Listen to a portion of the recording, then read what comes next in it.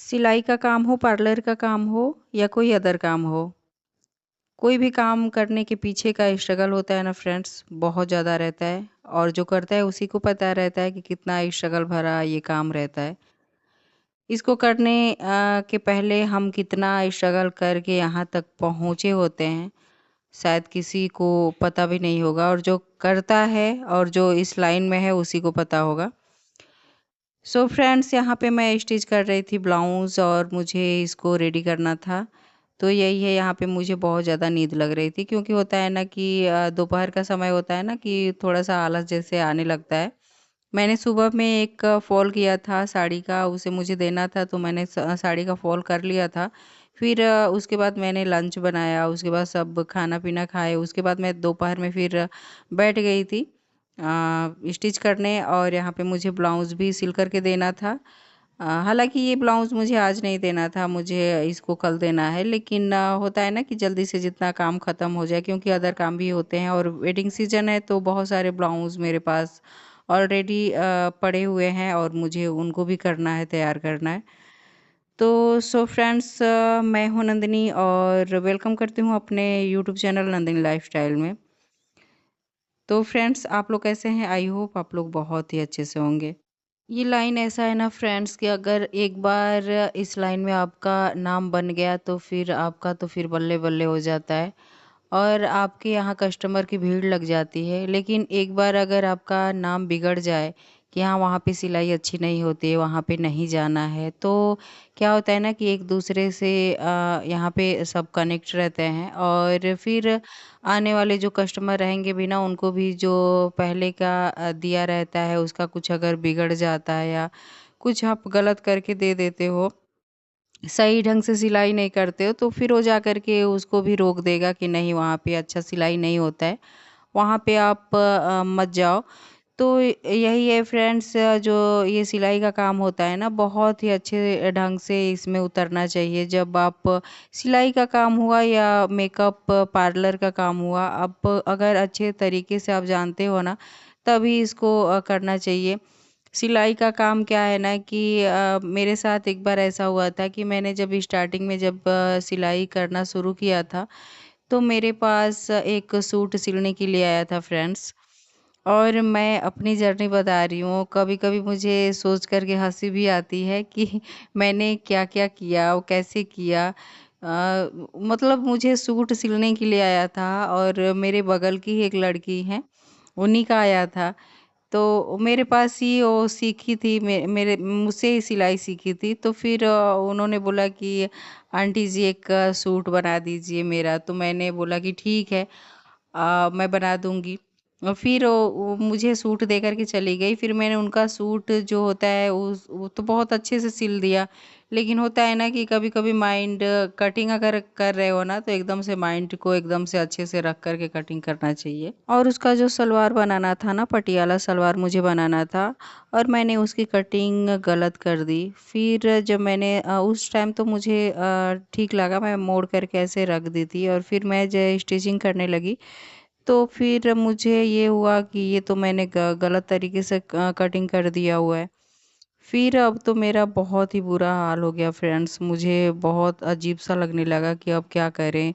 और मुझे अगले दिन उसको देना था। फिर मैं ये सोचने लगी कि अब क्या करें, कैसे इसमें का कपड़ा भी नहीं था, मतलब उस कलर का कपड़ा भी नहीं था मेरे पास।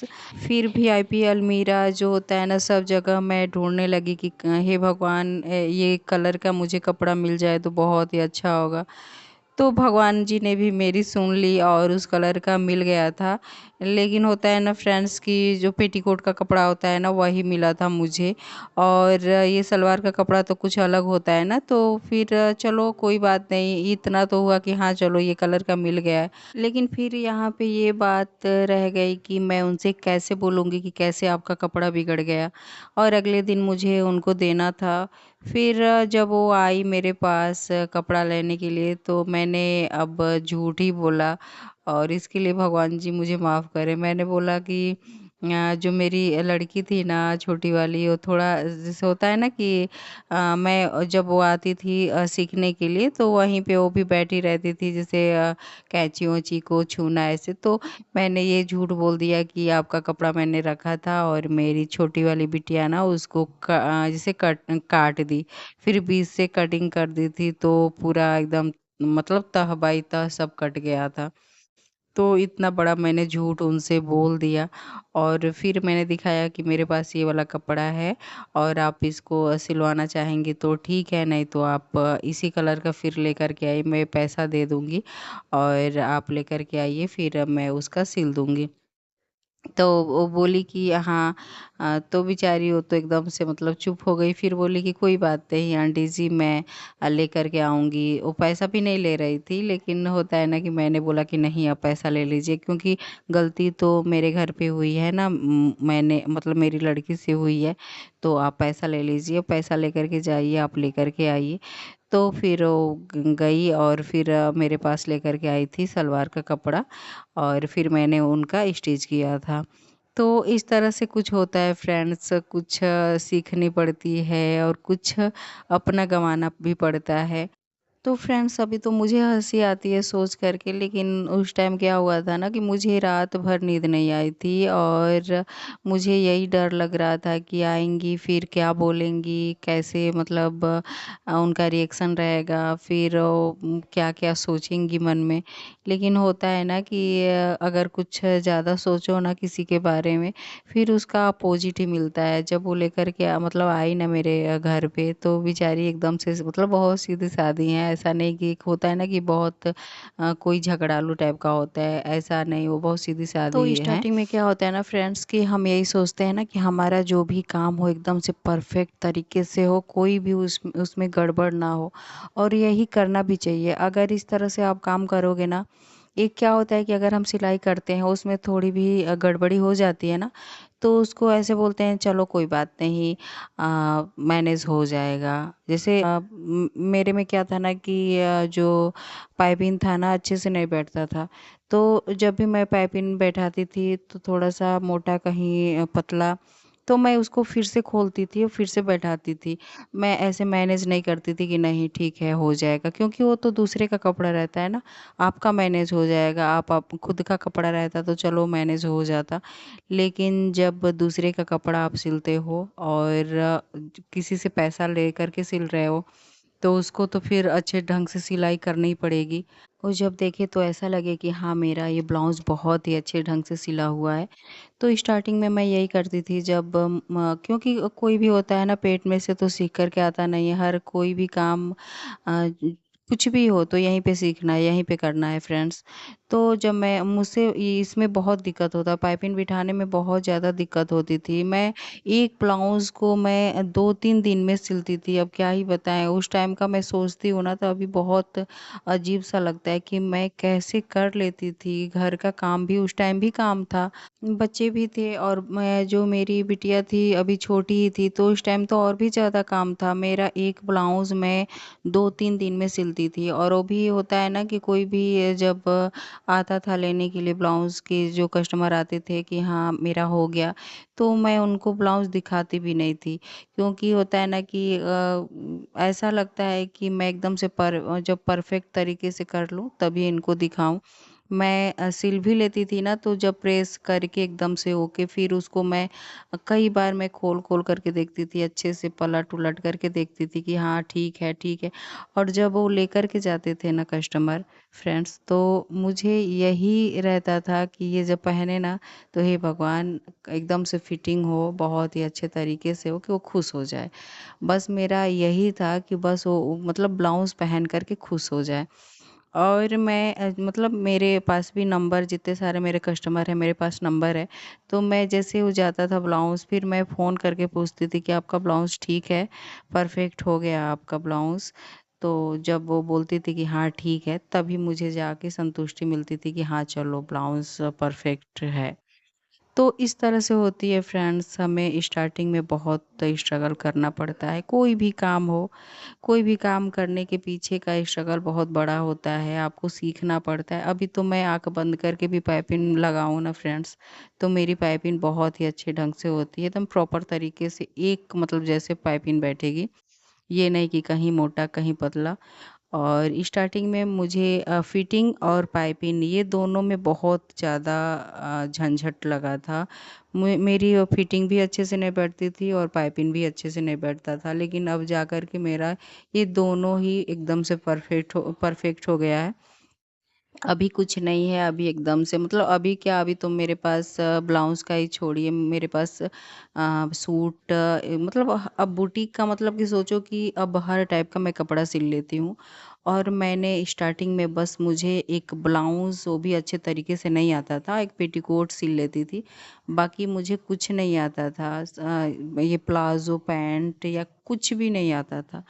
मैंने सब यूट्यूब से ही सीखा हुआ है। तो यही है फ्रेंड्स, स्टार्टिंग में थोड़ा-सा होता है ना कि पेशेंस की बहुत ज़्यादा ज़रूरत होती है, और जब हम अब थोड़ा-सा वेट करेंगे ना, थोड़ा-सा अपने काम पे ध्यान देंगे और लोगों की बात को सुनना इग्नोर करेंगे कि हाँ, कोई क्या कह रहा है, क्या नहीं कह रहा है, ये सब नहीं सुनना है और अपने काम पे फ़ोकस करना है। थोड़ा-सा स्ट्रगल तो करना ही पड़ता है, थोड़ा-सा क्या बहुत ज़्यादा स्ट्रगल करना पड़ता है, कोई भी काम में हो। आप स्ट्रगल करोगे ना, थोड़ा-सा समय दोगे काम को और एकदम से परफ़ेक्ट मन लगा कर के आप उस काम को 100 मतलब अपना एकदम से 100 देना है उसको, तो फिर आपको उसमें सफलता मिलेगी ही मिलेगी। ऐसा नहीं है कि आपको सफल नहीं होना है, उसमें आप सफल होके ही रहेंगे। तो यही है फ्रेंड्स, स्ट्रगल कहीं बेकार नहीं जाता है। और जब मैंने स्टार्ट किया था तो मैं यही सोचती थी कि कैसे डिज़ाइन बनता है, कैसे बना लेते हैं, कैसे होता है।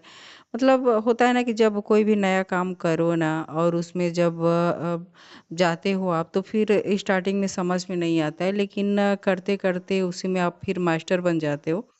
तो यही मेरे साथ भी हुआ था। मैं स्टार्टिंग में मुझे कुछ भी नहीं नॉलेज था, मुझे कुछ भी नहीं पता था। फिर मैं उस काम को करती गई, सीखती गई और सीखने को बोले तो बहुत मेहनत से सीखी हूँ मैं।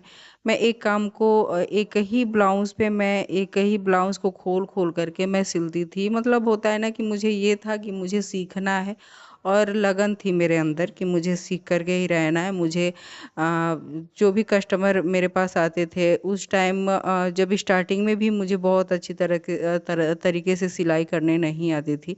लेकिन उस टाइम भी मुझे ऐसा लगता था कि मैं सिल लूँगी। कुछ भी गलत होता था तो मैं उसे बार-बार खोल कर के फिर उसको बनाती थी और अच्छे ढंग से करना मतलब मुझे ये पसंद था कि कोई भी ये नहीं, थोड़ा-सा होता है ना कि लेकिन वाला काम मैं नहीं करती थी। यही चाहती थी कि परफ़ेक्ट तरीके से जो भी मेरा काम है एकदम से जो भी कस्टमर है वो खुश होकर के यहाँ से जाए। ये नहीं कि होता है ना कि आपने ये कर दिया, वो कर दिया, तो ये मैं सुनना नहीं चाहती थी फ्रेंड्स। तो यही है, अगर आपका प्रयास अपना 100 देते हो, आप एकदम से सोच रहे हो कि हाँ, मुझे सीखना ही है, तो उस लाइन को आप करते जाओ और अपना 100 दो और फिर उसमें सफलता तो आपको मिल के ही रहेगी। अगर कोई भी लाइन हो, अगर आप उसमें ज़ीरो हो ना, तो एक दिन तो हीरो बन कर के ही रहोगे। और ये तो मेरा अपना जो भी मैं आप लोग के साथ शेयर करती हूँ, मेरा अपना ही रहता है एक्सपीरियंस, जो भी मेरा आज तक का स्ट्रगल है, मैं वही आप लोग के साथ शेयर की हूँ फ्रेंड्स। तो फिर इतना ही आज के वीडियो में, और मेरी ये वीडियो मैं यही आशा करती हूँ कि आप लोग को बहुत अच्छी लगी होगी। तो जो भी मेरी बहनें मेरी वीडियो को देख रही हैं उनसे मेरा एक यही है कि आप भी अगर कुछ करना चाहती हैं, घर से अर्निंग करना चाहती है, तो ये काम आपके लिए बेस्ट है। आप भी अभी से करना स्टार्ट कर दीजिए। आपके अंदर करने का हुनर है या नहीं भी है तो आप सीख सकती हैं इस काम को, और ये काम बहुत ही अच्छा है, घर में हम लेडीज़ों के लिए तो बहुत ही अच्छा है। और यही है फ्रेंड्स, इतना ही आज के वीडियो में, फिर मैं नेक्स्ट वीडियो मिलूँगी और नेक्स्ट टॉपिक के साथ। तो फ्रेंड्स आज का वीडियो आप लोगों को कैसा लगा कमेंट करके तो ज़रूरी बताइएगा कि मेरा वीडियो आप लोग को कैसा लगा। और थोड़ा भी अगर हेल्पफुल आपको मेरे वीडियो से कुछ भी ट्रिक्स एंड टिप्स अच्छे लगे हों तो प्लीज़ मेरे चैनल को लाइक सब्सक्राइब एंड शेयर करिएगा। और फिर हम नेक्स्ट वीडियो मिलते हैं, तब तक के लिए धन्यवाद।